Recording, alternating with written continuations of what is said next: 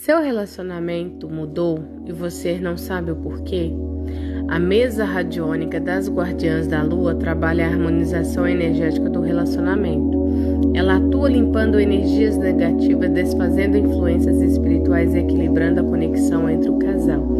As ferramentas programadas no campo de limpeza é capa de pombagira, rosa vermelha, rosa branca, frequência de 639 Hz para o amor e conexão, cura do útero, chama rosa, energia do amor próprio, perfume energético de magnetismo. Comenta Lua ou me chama no direct para saber como funciona a sessão.